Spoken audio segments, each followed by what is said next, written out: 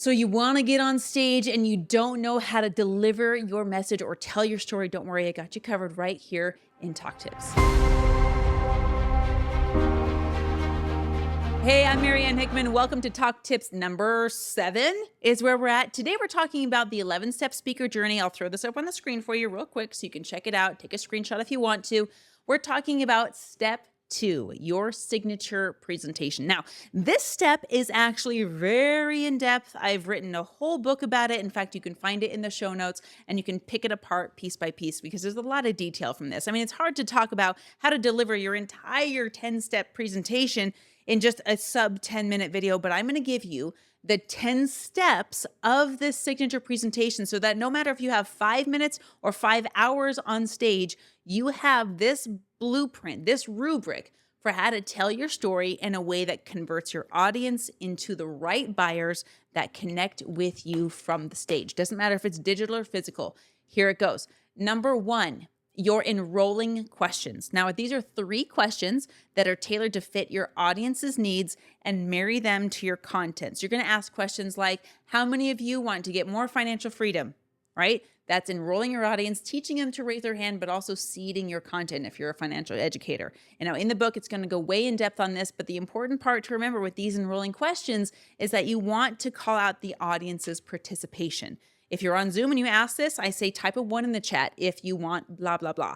If I'm in the room, I'm going to say raise your hand if, and I wait for them to raise their hands. This is literally teaching your audience how to say yes so that when it comes time for the right call to action, they know how to enroll. Number 2 is your introduction. Now, if you have an MC on the stage, great. They should toot that horn for you.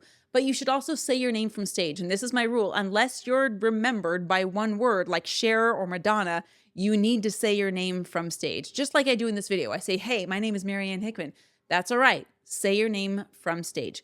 Now, number 3, we're going to start with your hero's journey. This is what I call going to the bottom of the pool. We're going to start to tell your story in chunks, not necessarily chronologically in the order in which it happened in real life. We're going to use storytelling techniques to pull out and extract the maximum impact from your journey and from your story. Now, if you listen to my whole podcast episode with Hope Zavara, you're going to understand that we don't want to tell your story in a way that invokes pity, because people that feel sorry for you don't buy things from you. You're going to want to tell your story in a way that's powerful and transformational.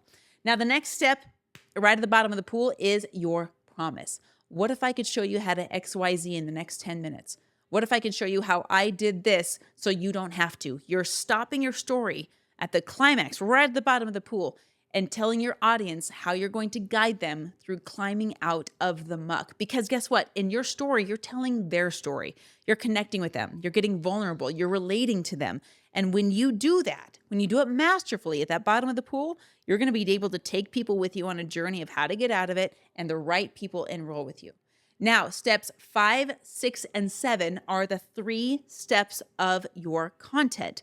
It's this key, then this key, or this step, and this step. Now, you might not label them keys or steps or whatever it is, but no more than 3 salient points of actionable to-dos for your audience right there in the presentation. I did this, then I did this, then I did this. I did 1, 2, and 3. So tell them what you did to get out of the crappy situation you were in, and so that they can implement it right now. Now, number 8 is your experiential exercise, should you choose to have one. It is the action step. Maybe it's a literal process that maybe you're certified in that from our program and you can actually do that with them, like a glass walk or a board break or an arrow break or what have you. Or maybe it's a simple process like it's having the audience participate in a share or in a journaling exercise. Doesn't matter what it is, but some anchor, some concrete exercise that they can do that they would not know how to have done without you. That is your step 8. Now, step 9, very critical, is your call to action. Depending on what stage you're on, whether it's yours or somebody else's, whether it's a physical or a digital stage, that will help you understand which call to action you should do. For example, if you're on your own stage and you're in a live event, you can easily do a paid call to action where you're like, buy this thing. This is what it'll do for you. It's amazing. Go purchase it right now. If you're on somebody else's stage like a podcast, it's probably going to be giving away your free resource, which is your ebook or follow me on social or whatever the case may be. But that call to action is how they get to the next step with you. And then finally, step 10 is connecting from the heart. This is the end of the hero's journey. This is where your last chance to connect with the audience is. And it sounds like you, I believe in this, or together we are achieving for this. And you can either end in a high energy or a deep connective energy. With a high energy might be, yeah, we are limitless. Let's hoorah. I do that at the end of every phone call. A lower energy one would be like, thank you so much. And then you simply depart from the stage. Now, the best way to master these 10 steps is to practice them. Get in a room where you can practice them. Get in one of my rooms. Join the Mastery Hive if that's the perfect fit for you, where you can practice the delivery of these 10 steps so you can be potent and effective.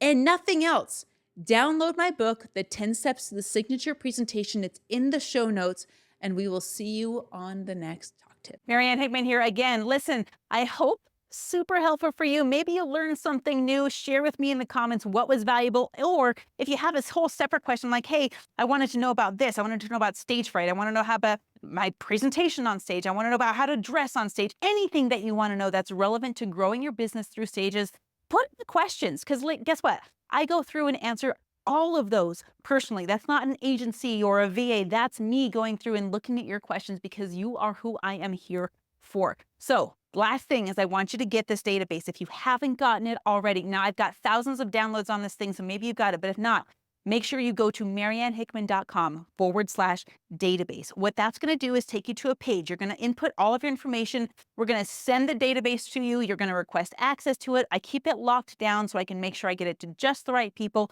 And you're going to request access. And then once you have that, you're going to go through and apply to podcasts that have the topic that you'd be an expert speaking on. Here's the thing. I get this database updated twice a week. So there's always new stuff in there. And if you're a podcaster, there's even a list of guests that you can have on your show on that podcast. Maybe you end up doing a podcast swap and you grow your audience that way. Regardless, I want you to get it. So mariannehickman.com/database, and we'll see you in the next Talk Tips.